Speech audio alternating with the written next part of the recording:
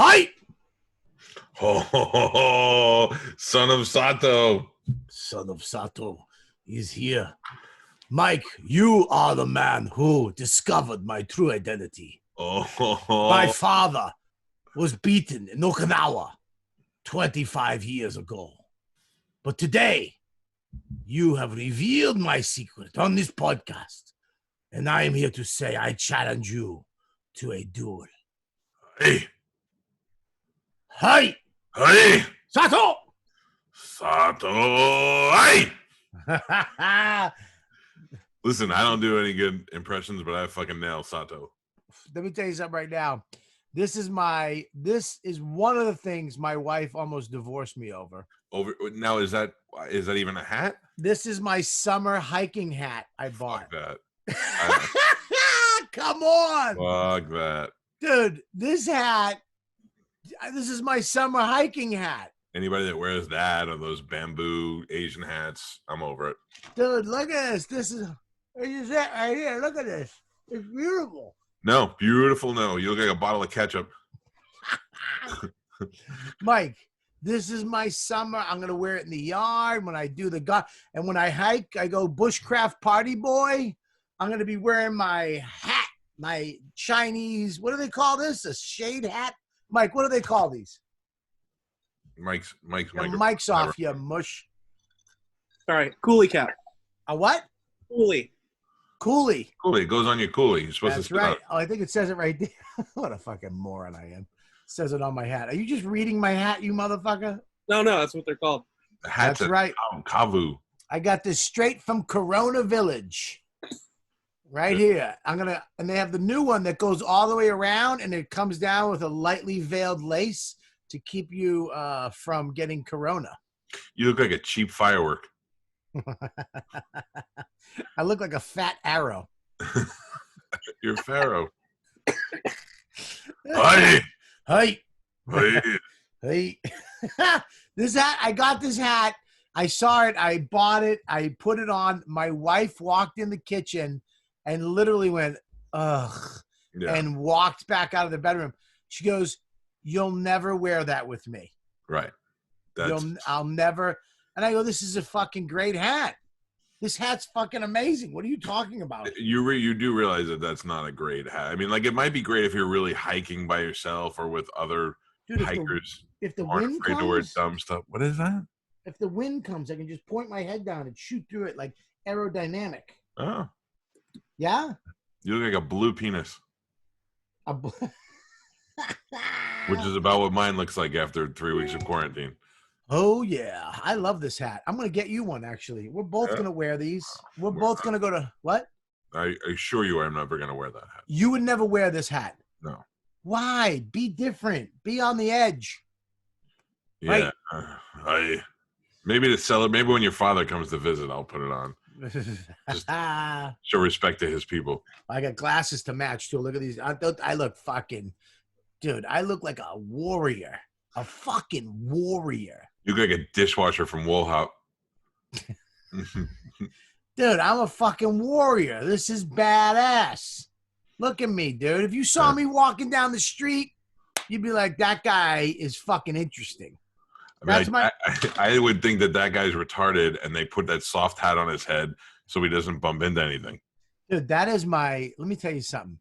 This is my new thing. I'm just going to be me. Be me. That's my new thing. I'm not against you wearing it. What does that mean? Like, that's fine. It's not that I won't be your friend because you have a dumb hat. I don't have a fucking dumb hat. This is not a dumb hat. This is a, what's it called again, Mike? Coolie. A coolie. This is a coolie. It keeps you coolie. Mm-hmm. This is what the people wear on the rice patties. Yeah, that's where it belongs. When you have to sit in the sun of Vietnam, just put my in the murky waters. I can literally crouch down and hide. Guess what? You fat mushroom, I can still see you. You call me a fat mushroom? That's exactly what you look like. I'm a shiitake. You better watch out. Super Mario's coming. Doop, doop, doop, doop, bing, bing, bing. Better be a fucking coin come out of your ass if I punch you in the head. You put a question mark on my tits. Ooh, is that same drink? Coconut milk iced coffee? This is coconut cream. My third one.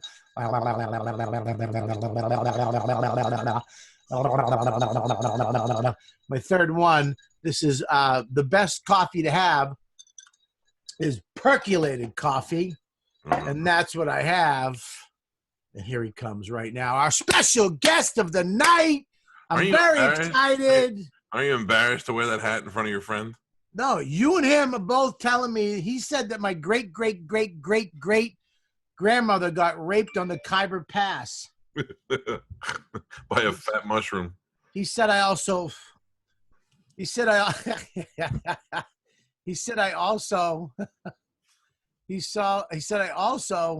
look like something you'd get at the Hawaiian airport when you're leaving in the gift shop. Yes. You're the thing that made the Brady's have such a bad vacation. Yes. Mm-hmm. Yes. Sarah wants to know if your coffee is decaffeinated. This coffee is not decaffeinated. Clearly not. We got hey buddy, push the video button so your video works. Yeah, wait till you see this. Well, my video's not working? No, your video's not working. Just hit the little camera icon. Turn them both off. Hey. Hey, Hey. Bobby, help we your go. friend. Help your old white friend to get the technology. And turn your phone sideways. I did turn it sideways. Oh, good. Now hit the camera button. There you go. There you go. The great Colin Quinn. Wait. Wait, what? You're in.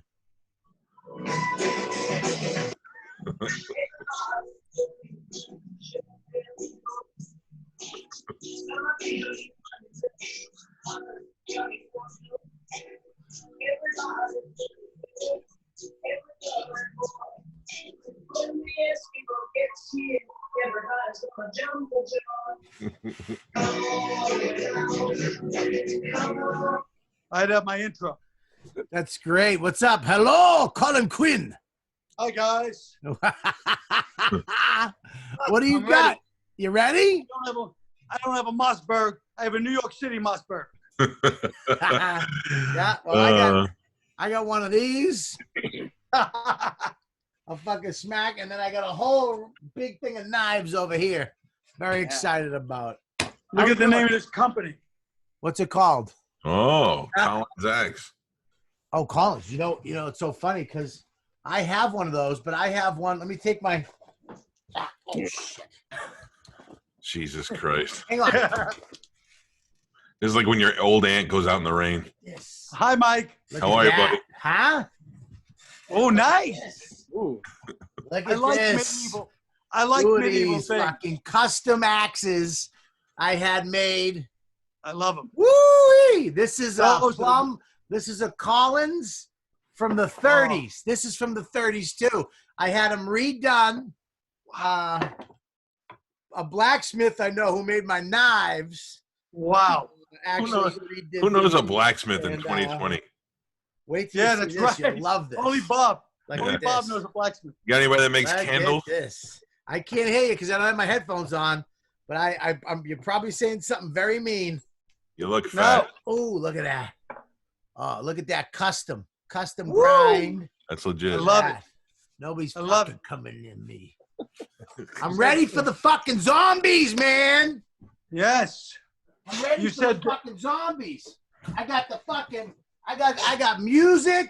I got comedy. I'm ready to fucking go. Salducci. I got my knife. I love the guy that would try to break into your house. The next day he's got to tell his Of friends and the guy course. hit him in the head with a We fucking got kudos Colin with Quinn's greatest creation Oh, right here. Sister Pig.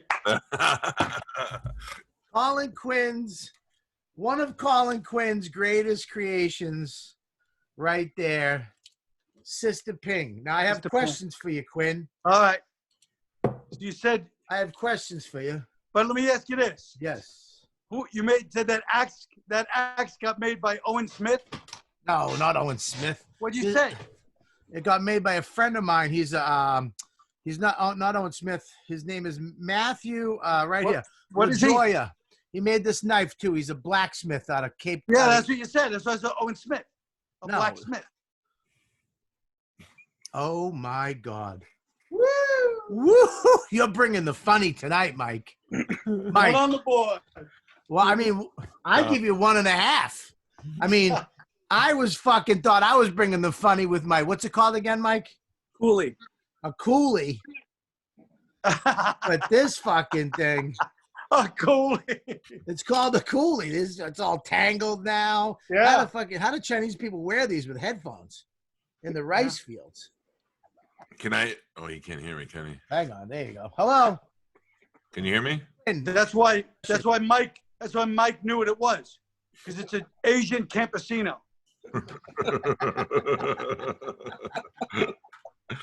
We're gonna go through this whole podcast, and we're not talking about Corona once. That's the goal. All right. Got it.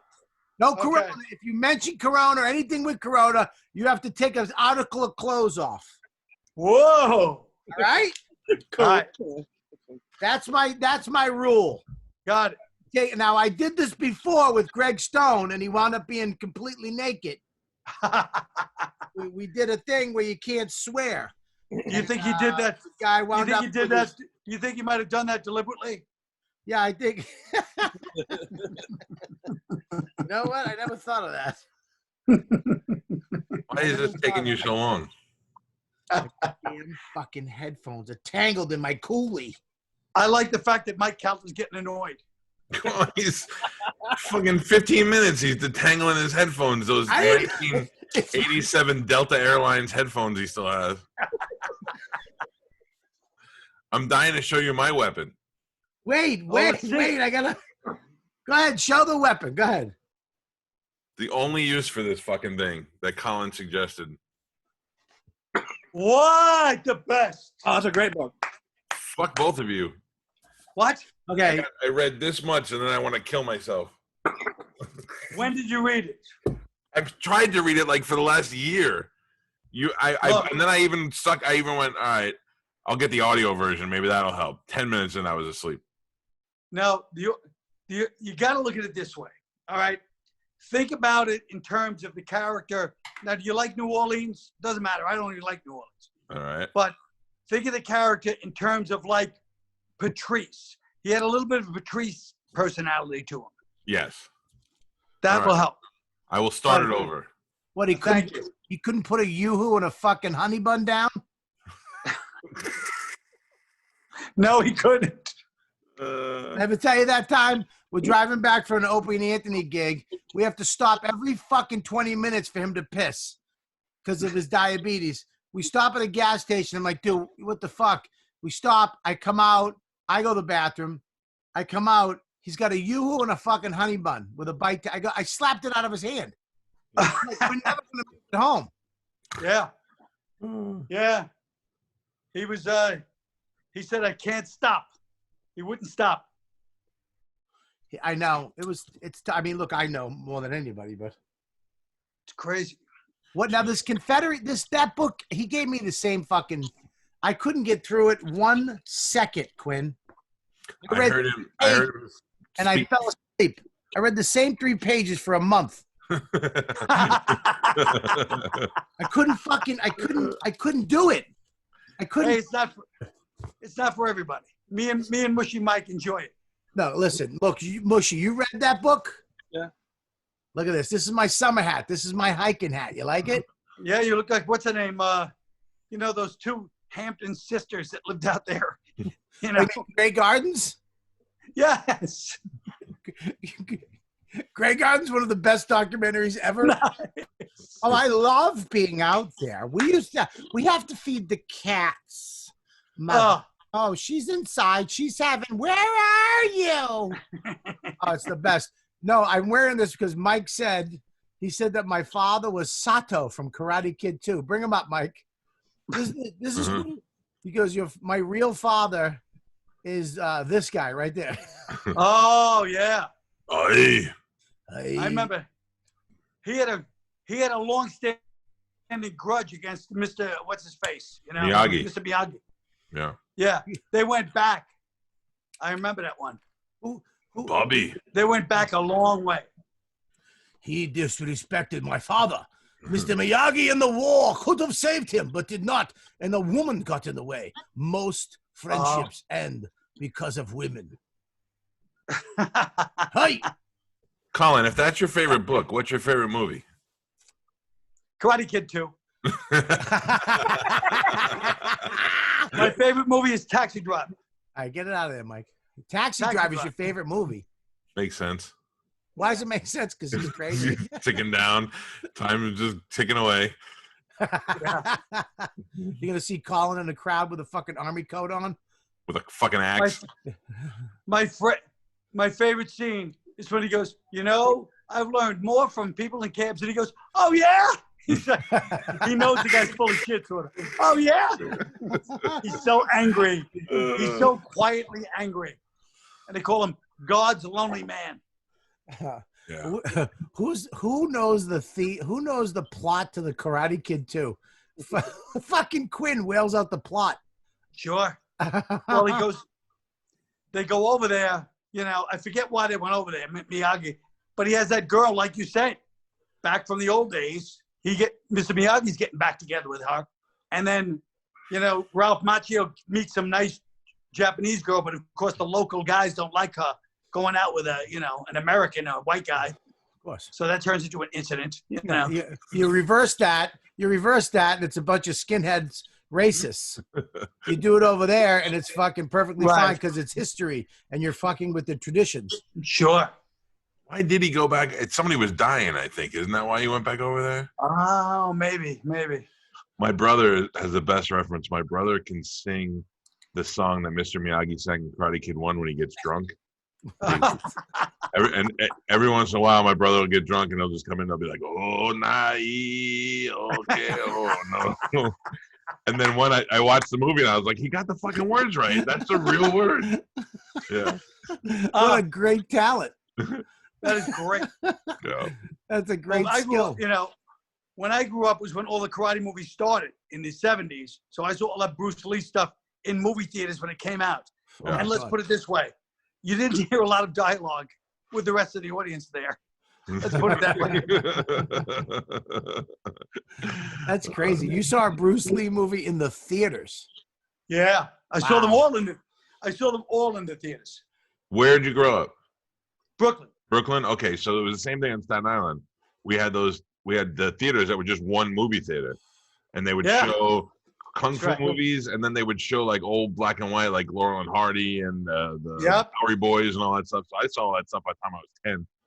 And not only did you see it, but it influenced the only reason the great seminal Staten Island band, the Wu-Tang Clan, they saw all those movies. That's what their whole career is based on. This is true. I was one zip code away, and I never heard of Wu-Tang Clan until I moved to Florida.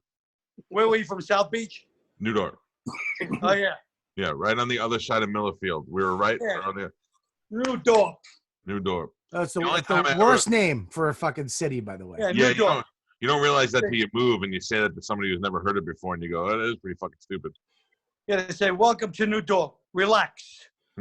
Picture if you stayed in New Dorp, you would have been in the fucking. I would have been a sanitation worker. No, you wouldn't. Sure. Yeah, I'd have had a no-show job, but I would have been a sanitation worker for sure. Yeah.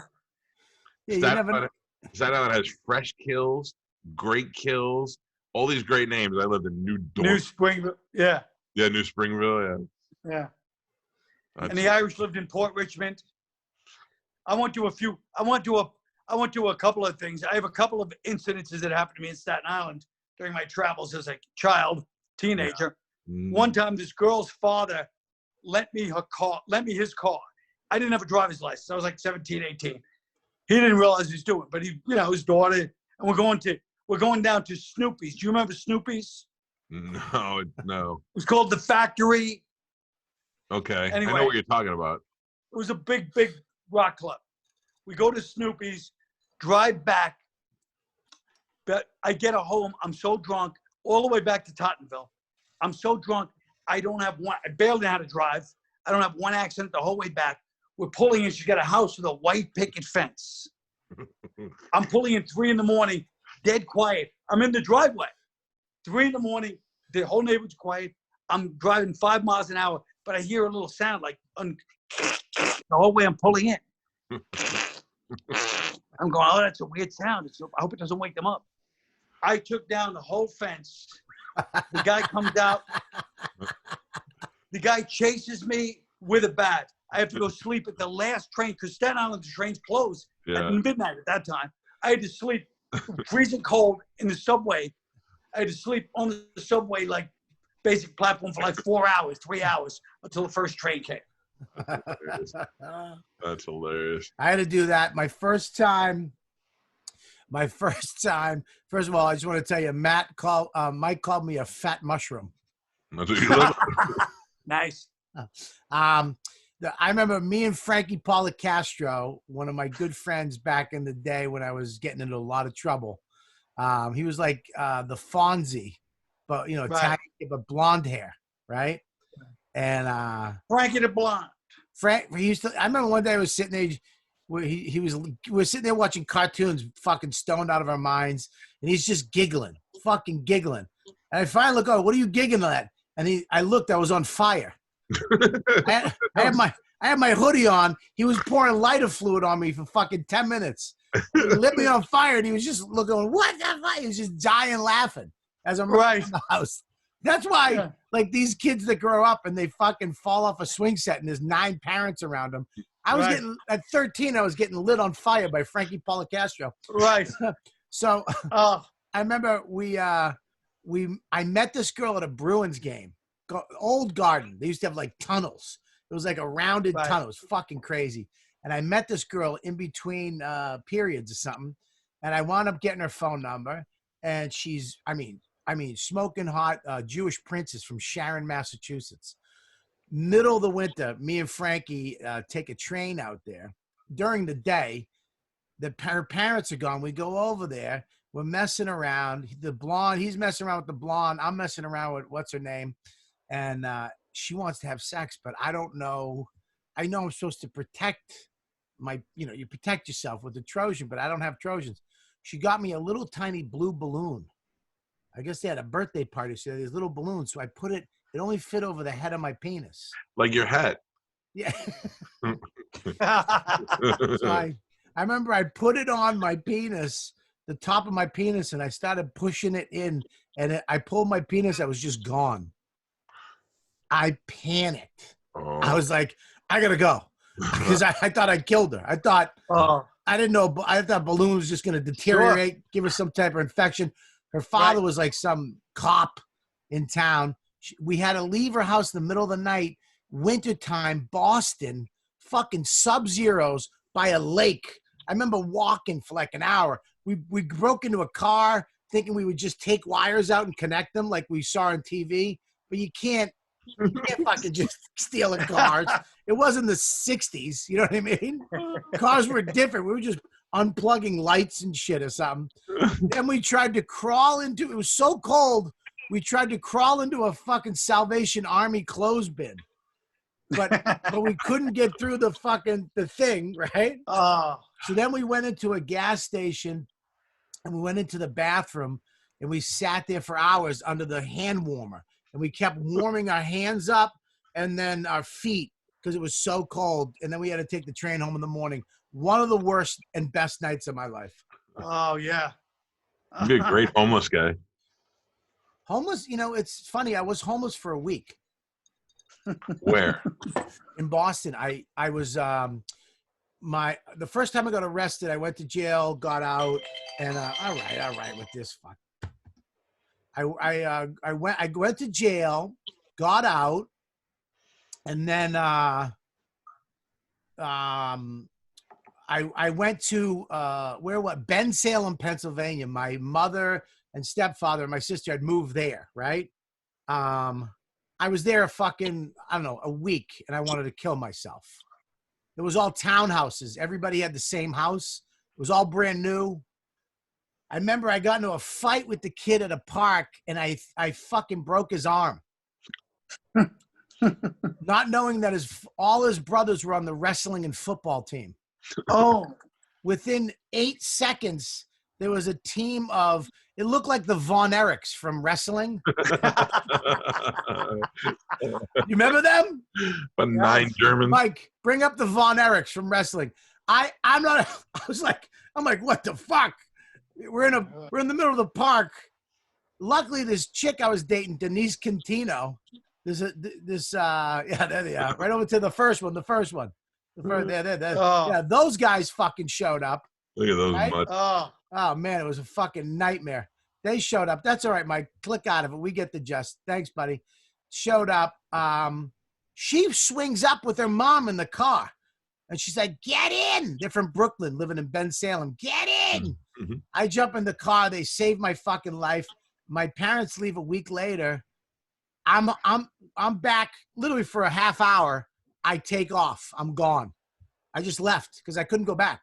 I was so scared I was going to get fucking murdered by these Von Erichs. Von Erichs. I took off. I was homeless for a week, living on park benches, sleeping in people's basements. That's why you're so comfortable in the shed. This shed, I would love to have this shed back then. Dude, sleeping in somebody's basement back in the fucking 80s. Do you know how fucked up that was? Just shivering in a corner. Just dust. You wake up every day like fucking that asshole from Charlie Brown. And I remember I got arrested. I got beat up. I think it was like 2 weeks later. I got my ass kicked in the Somerville Projects. Me and Frankie got beat up so bad. And then we wound up, he went to the hospital. I went to visit him. Cop comes in, the first guy to ever arrest me, looks in the room. He goes, Kelly, let's go. And I was like, fuck me. I walked out. We're walking to the car. He goes, what the fuck are you kicking a vending machine for? If you know there's a warrant out for you. I was like, I didn't kick a vending machine. He goes, I got the wrong guy. Yeah. He wasn't even looking for me. Back to jail. Bing, bang, boom. Fucking nightmare. Homeless for a week. It was kind of freeing though, not to have to answer to anybody. It just sucked. You know when it sucked? When you had a shit? No, shitting was fucking. I just go to the fucking, Dunkin' Donuts or go to the deli and take a shit. I'll tell you when it sucked. When all your friends who had homes were like, all right, dude, you going to be good? Yeah, I'm good. You sure? It was like Pony Boy and fucking Johnny. You gonna be good? I'll be good. And just sitting on a bench, pulling your fucking dungaree jacket close. And then around 2 or 3 in the morning, nobody's coming back. They're in bed, and you're just sitting on a bench, and you're just shivering, waiting for the sun to come up. Oh, sucked. No Tonight Show. No Tonight Show. Like if you stayed in Staten Island, you would have been a member of the Practical Jokers and Practical Jokers. That's right.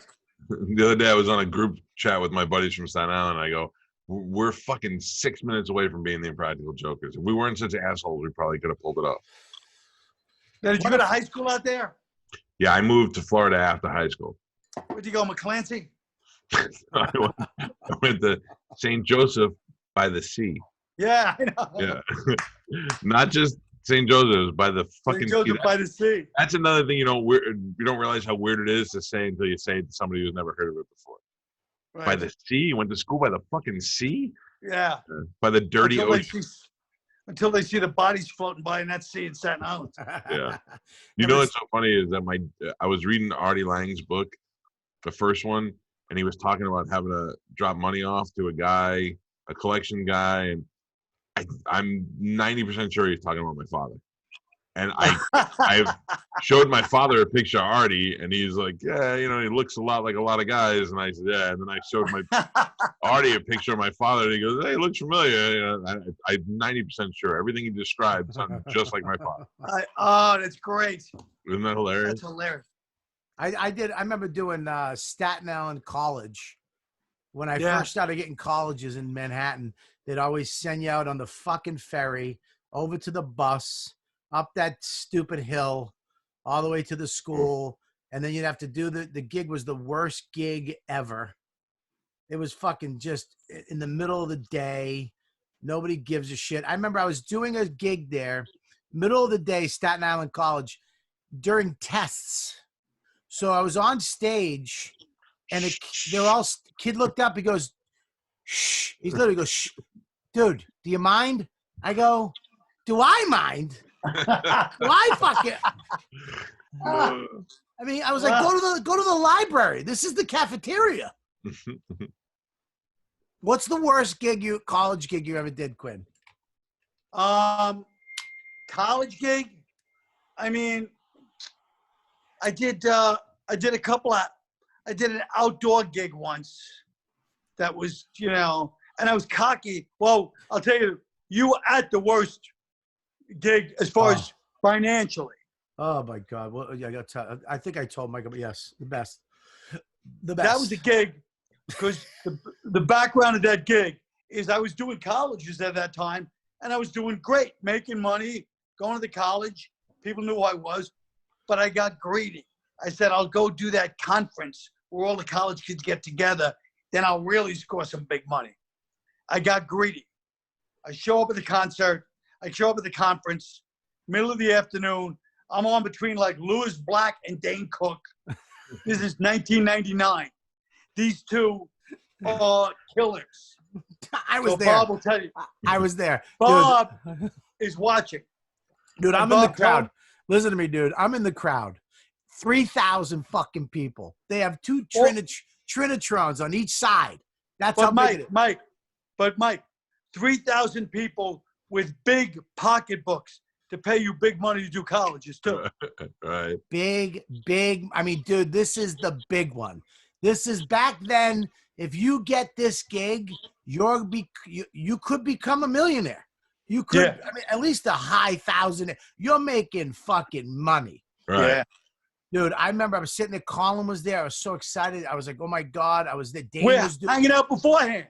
We're hanging out. He's wearing a fucking, this is when Colin was, I'll say it, a little fat. It was one of his, I think it was his fourth fat in life. Maybe fourth fat. Wearing a purple suit. He looks like a manager. Right. I mean, I don't know where the purple suit is. He goes on stage, buddy. I've never seen anything like it. He bombs.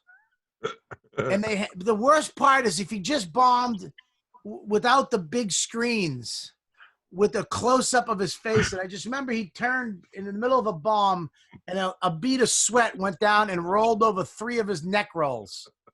And I heard a girl go, ooh. Ooh. And it was, I literally saw in the middle of my set, I had an experience where I saw that cartoon of you ever see a cartoon where the dollars are flying with wings away? I swear to God, that's what came to my mind. Yeah, I go on there, I bomb. So then afterwards, what they do is these conferences is you have a booth, and then people come to your booth if they want to book you. So you have to go stand at your booth. I'm standing at my booth. Dane Cook was just starting to take off. It's probably 1999, 1998, whatever it was. Dane Cook just starting to take off. He's got 40 people lined up at his booth. Lewis Black he went on right before me, Lewis Black. He's got like 17 people lined up. Murdered. I got 0 people at my booth. No, nobody. And I'm the most famous one. 0. It's me and the girl working the booth, and we're both like this. She's looking at me like yeah. And I still had to stand there, you know. Why do you think why did you bomb so bad? Because, you know, I'm touch and go anyway. Yeah. But I came out and make mistake number 1. I make some inside reference, like I'm like, yeah, blah, blah, blah. And I'm making some inside riff. Nobody wants to see these kids. They're 19. They're from Nebraska. They just want to get drunk. They want to have a few laughs. They want somebody up there going, hey. And I'm up there like riffing like, you know, I'm hanging out at the table at like 9:30 at night. It's just everybody knows each other. Like I'm just riffing, whatever. And so already I'm in deep trouble. Then I start bombing on that. So then I reference that silence. Now you're in a hole. It's really. I'm laughing hysterically. I'm literally fucking holding my chest. At one point, when he went like this, hey folks, I don't know what you expect. I don't know what you Yeah. And I just saw the money. So all the colleges that if I had never done that gig, I would have got booked in colleges just for being who I was. So I lost.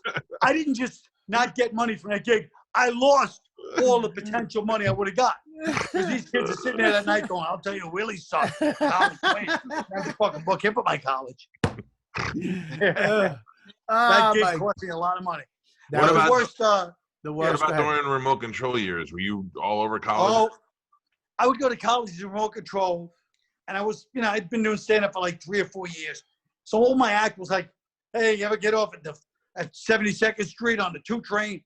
And it didn't matter. They were so happy to see me. I would do an hour. They didn't give a shit. They'd be laughing like, "He's doing jokes." Then they would just line up. I would have to sign autographs for 2.5 hours after the show. Wow. But I would do it. That's when I was in college. Was 8 and 9, and we would sit around and watching. One of my fraternity brothers was on the show one time, and Yep. And that's all I get. I would just insult the kids in the crowd, like the guys, and then the girls would be like, "Oh, everybody's so happy." I would just go. Even little kids they'd bring little kids to the show, like 8-year-old kids. So I just busted balls on everybody and just do that. And it was the best. It was the closest I came to like that kind of like heat where you could sell out like 1,000 seats. Or I would go to obscure Northwest Missouri State and just a line around the block at this college and doing the gymnasiums and shit. It was a breeze. Oh yeah, dude. Oh fucking yeah. What was the chick factor like back then? Hang on 1 second. You ready? I got you. This is the best right here. You ready? This is the fucking best. Here we go. You ready? Share this, baby. One of my favorite. Oh no. So good.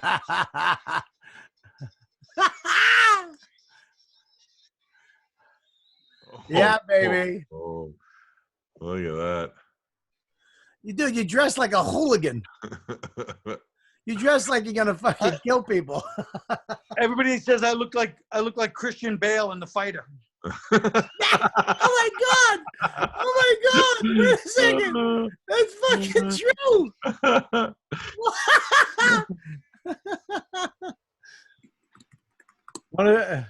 That's hilarious. And that was in Miami, Mike.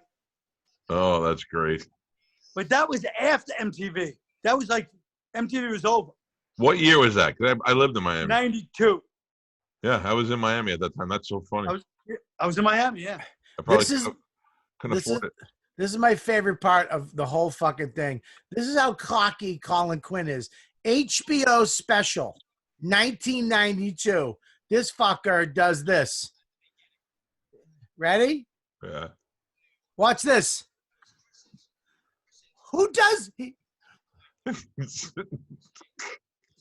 the fuck sits down?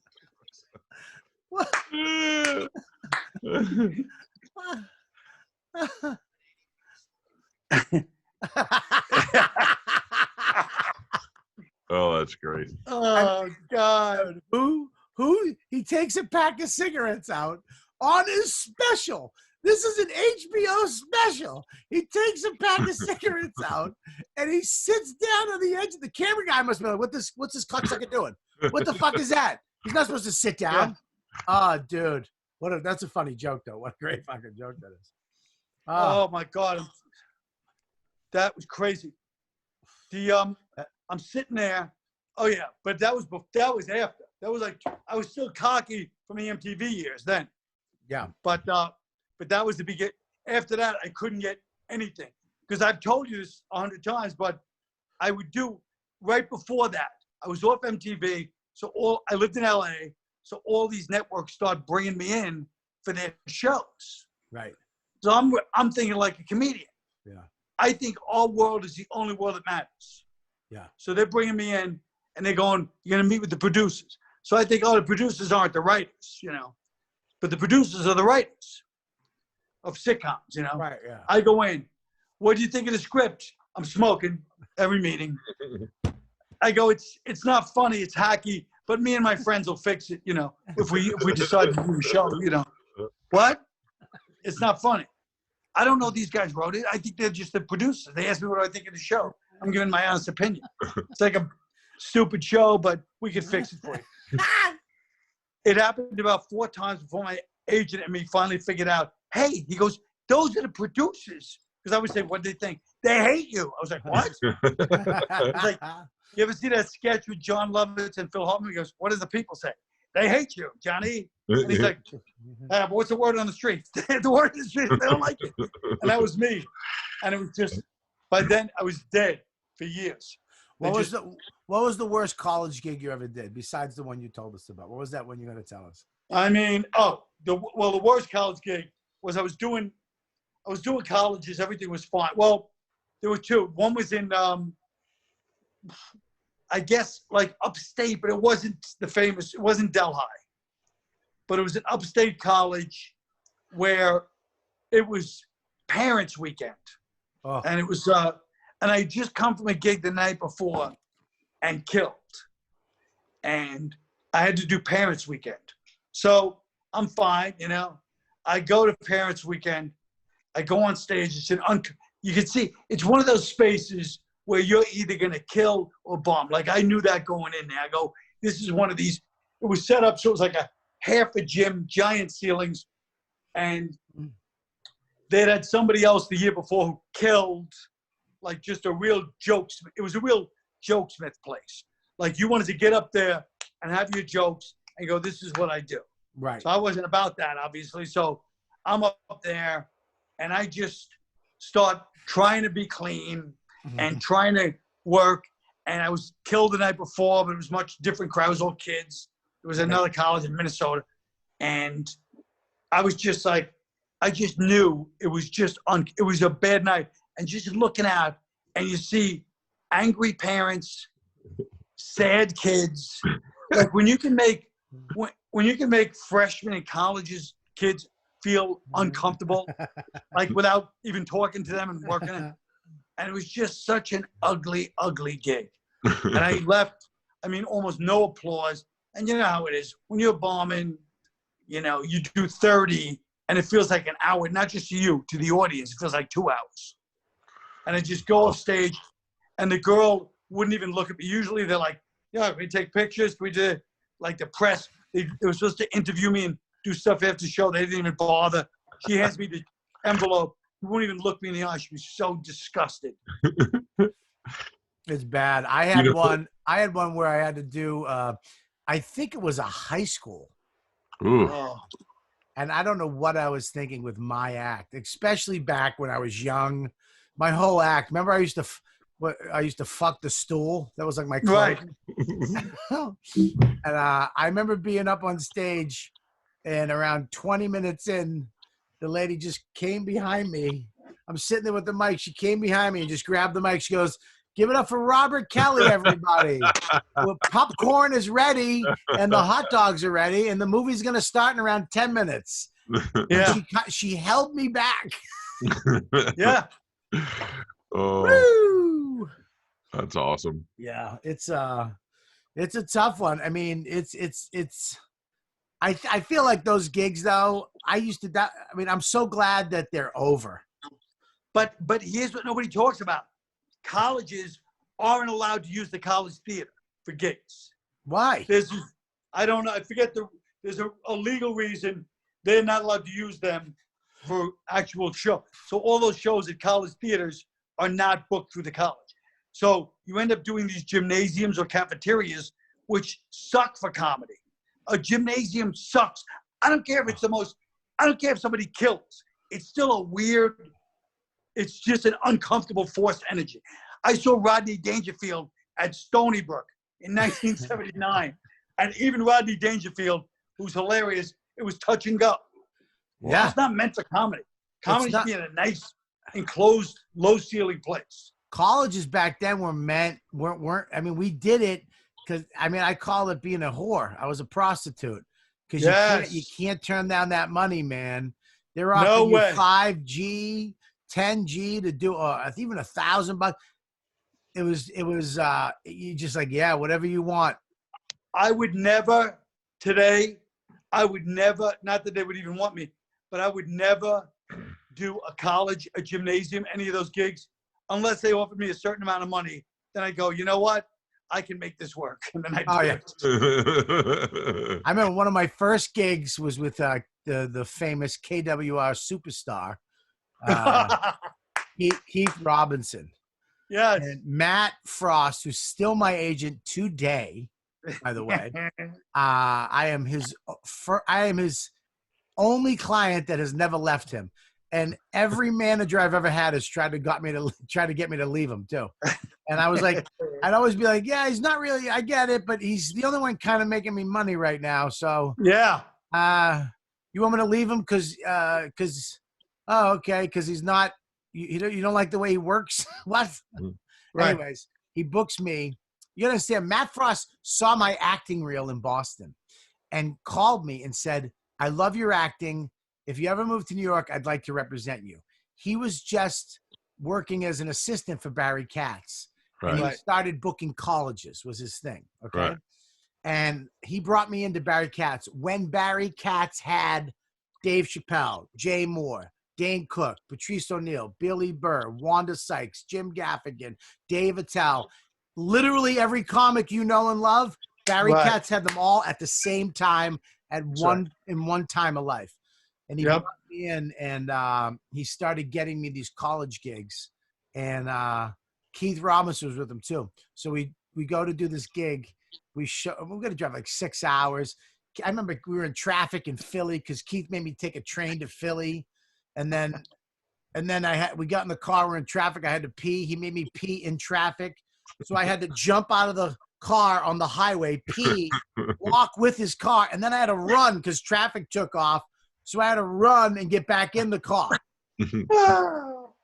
And so then I remember we drive to this gig. It's like 6 hours. It was so long. And he's listening to fucking Motown, drinking Diet Cokes the whole way. I wanted to shoot myself in the fucking head. We get there. It's posters of me everywhere. Not one fucking iota that Keith's going to be there. He's mad. He's like, what? God damn it. Fucking Matt Frost. He goes, all right, you're headlining, player. He goes, I'm like, I go, all right. I don't give a fuck. I'm from Boston. I don't give a fuck. I've been following killers since I started doing this shit, right? Yeah. I was like, okay. He goes up and he steps on the gas. This bird money back. I mean, he's sweating. Fucking murders. And then he goes, give it up for them young blood, Robert Kelly. And I go up and I fucking crushed. They forgot. They were like, who's that other guy? I fucked him. I fucked the stool. I blew the stool. I ate the stool. I remember we get in the car. He fired Matt Frost. He fucking fired him on the phone. Left it on his voicemail. You motherfucker! Fuck this. He was so mad. Oh, that's great. He fired him because there was no pictures of him. He fired him because there was no pictures, and I fucking murdered. So he thought he was gonna fucking just bury me, and it was gonna teach me and Matt a valuable lesson. You have the headliner's photo, and they were like, "Yeah, no, his photo should have been up." Where did you two meet? I know, me and Bobby. I don't think he remembers, but I know where. I remember. Well, another bomb. I was walking off stage at Nick's. You goddamn right it was. And I'll tell you, everybody, God damn it. I remember two people that I know now came to Boston, and both of them I wasn't impressed with at all. Colin Quinn, and I remember this little rat-faced fucking greasy ponytailed fucking something showed up. Rich Voss. Rat face. He can't remember the back of his fucking wife beater was wet from his ponytail. Ugh. That hair was something else. He had a rat tail. Mike, bring it up if you can bring up old Rich Voss. I don't know what you're doing. Are you playing Scrabble, you cocksucker? Yeah. What are you doing? Dealing with another person for you. Oh, okay. Look thanks, up. Look Yeah. up. Don't wait. Look up one of Hector Camacho's girlfriends in 1989, and I'm sure you'll have the same haircut and style as Boss. I remember I come up and all these comics that I didn't really like at the time. You know, they were kind of. It's not that I just didn't get along. They were like the Harvard Square, the Catch a Rising Star, and they were like, "Oh my God, Colin Quinn's he's the fucking." And I was like, "Whoa, who's Colin Quinn?" All I knew was Don Gavin, Steve Sweeney, Kevin Knox, you know, the funniest guys on the fucking planet.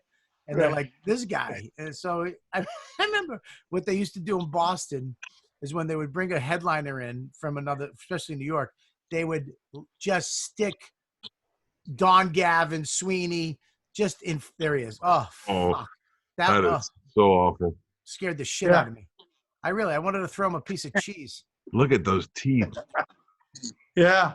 So, all right, Mike, thanks. So anyways, all of a sudden Colin Quinn comes up. I'm like enamored. I'm like, he goes on stage. I mean, they fucking buried him, dude. They really buried him. And they kill. I mean, the place is shaking.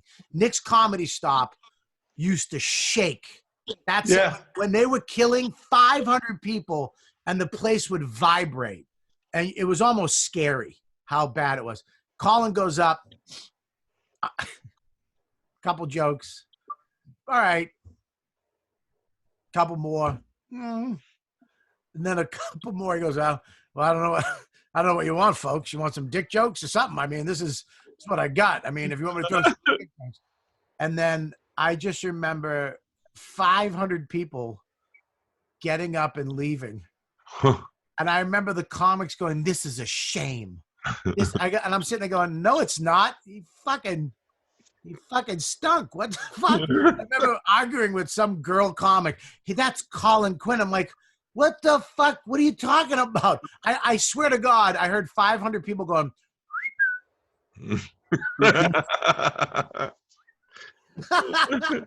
It was bad, man. It was bad. But the next night he came back in and he did. I think he did good the next night, right? No, I don't remember, but I know that they buried me. They did that to me a couple of times, you know, at Nick's. That was. I told you, the famous one was a couple of years before that. Yeah. Where I went on, they buried me. They pulled the old bury.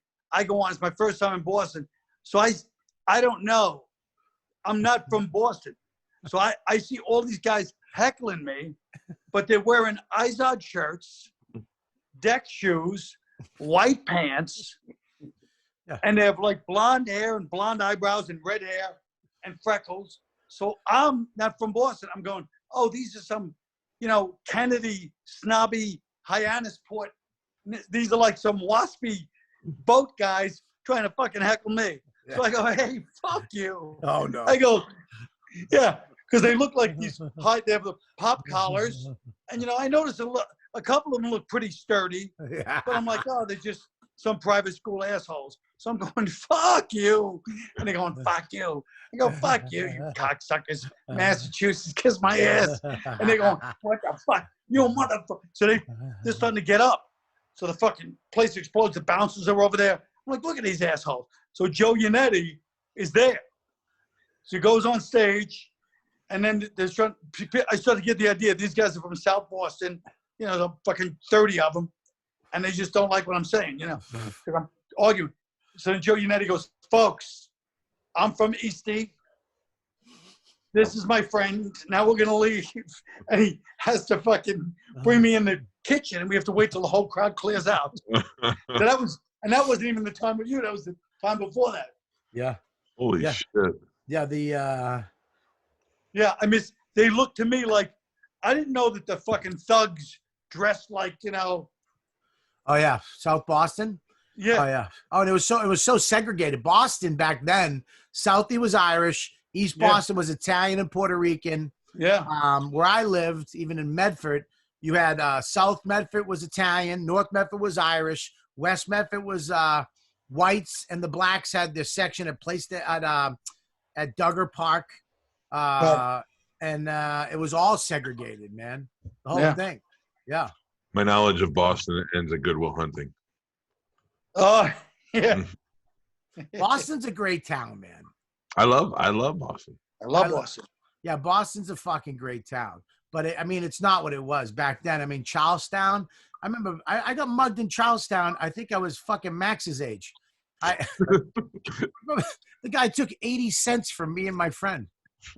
I had to ask for a dime back so I could call my mom so we could get home. Did he give it to you? Yeah, he gave it to me. I told you when I see that look I had in that video we showed before. Yeah. I was walking around like that in Charlestown, and this little 8-year-old girl goes to me like this. McCoiva. I go, what? She goes, McCoiva. She was saying MacGyver.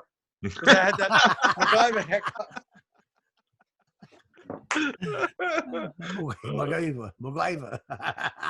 Yeah. Boston was no fucking joke, man. Boston, I mean, I used to get beat up a lot. Yeah. I used to get my fucking ass whooped.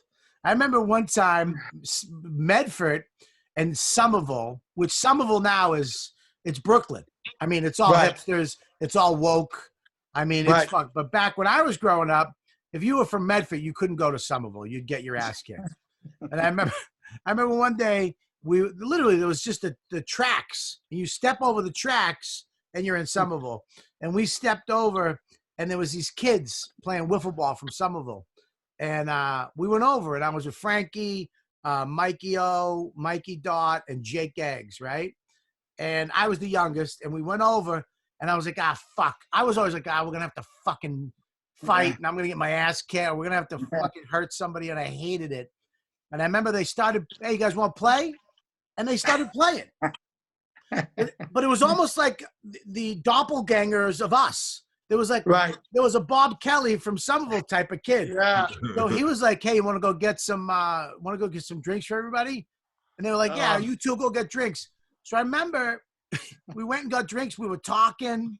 Me and him were getting along. It was fucking great. We had all these drinks. We had gum. We come back. And I just remember fucking, I think it was Mikey O, grabbed the kid's beatbox, this big, and he just threw it at the kid's head.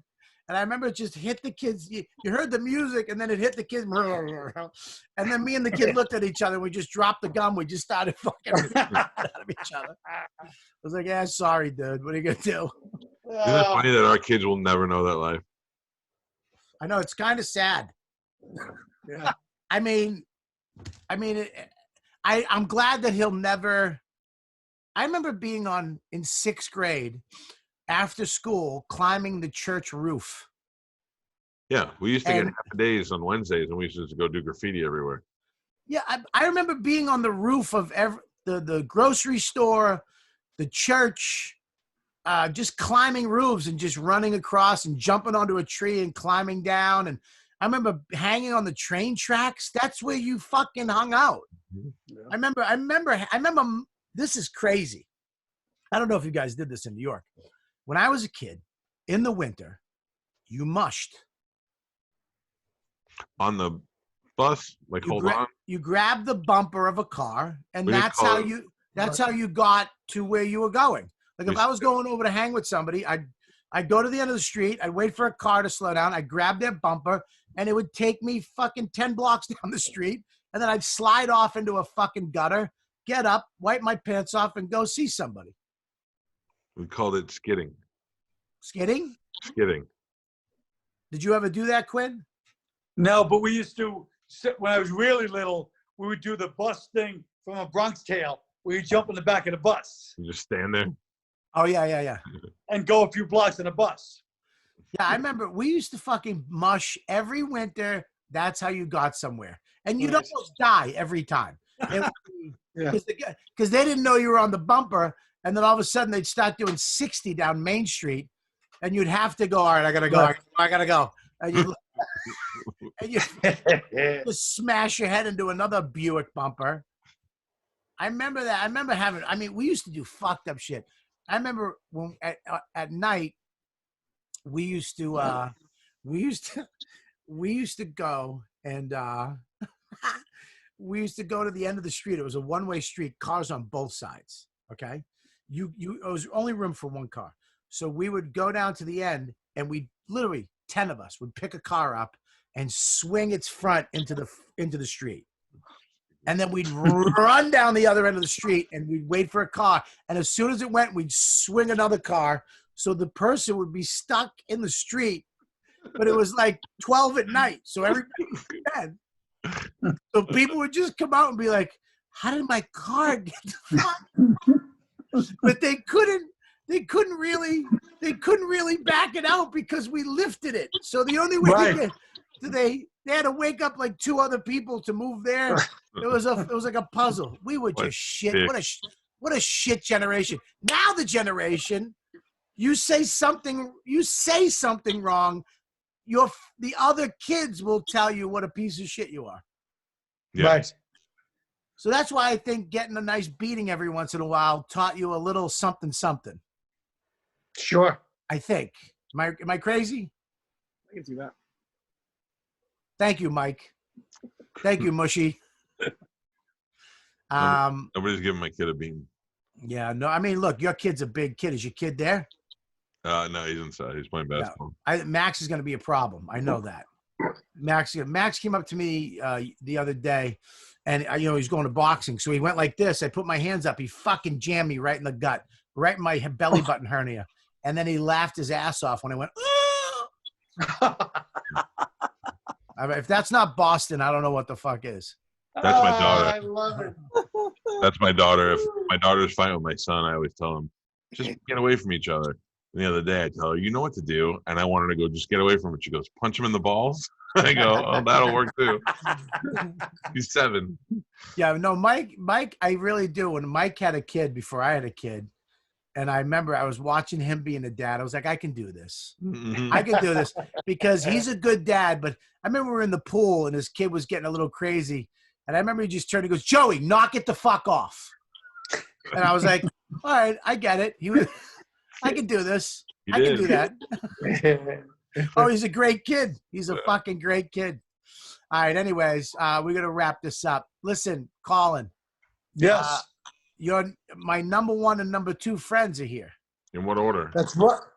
And we tried to, we're going to end around on you. What do you mean? Last time I called it his show, we were thinking me and him would become friends, better friends than you and me and you and him. But then we realized we have nothing in common. He's like an outdoors kind of guy. Yep. Who's an outdoors type of guy? Calta. We had to get to his car. But I'm saying he likes. Oh, fuck, he doesn't know. He doesn't. He has a fucking driver. He has a Sprinter. He likes hunting. He doesn't hunt. He fucking gets somebody, drives him in a golf cart to a stand. He climbs 2 steps. He stands there, shoots something, and then another guy goes and gets it, cuts it up. He goes back to his couch. An outdoor guy. What are you? I eat it. You eat it. I got axes. Look at this. I got fucking, those are all tents. Those are tents. That's a cooking kit. That's a fishing rod. That's a fucking saw. He's not. I got a whole room full of machine guns right on the other side of that wall. You're fucking. Oh, baby. I'll show him your cocksucker thing. He's got. What is? Oh, I gotta take it. Hold on. Oh, he got me. I tell you what. You want me to show you what he got me? The monster. Sure. He got me a shotgun. Oh yeah. He sent me a nice shotgun. We can't put. That's not it. Where is that, Matt? Mush, is that up somewhere? Whatever. I'll show you some other time. Oh, I showed you. No, you saw it. Anyways, Quinn, thank you so much. Unlock Thanks. it. And love you guys. Oh, watch this. This is his secret gun thing. See the American flag? Cocksucker. Well, watch. You try it. Just say cocksucker. Hold on. Yeah, say cocksucker. Cocksucker. Wow. Yeah, that shouldn't be the code. It should be a non-curse. I change it up because whenever Bobby knows it, I have to change it. It should be a word that those guys that nobody would ever use if they're holding a gun to your head. Like what? Please don't hurt me. I don't know what's the name of that great pizza place in Tampa. I forget, but it's great. Great service. My favorite pizza. Yeah, you're right.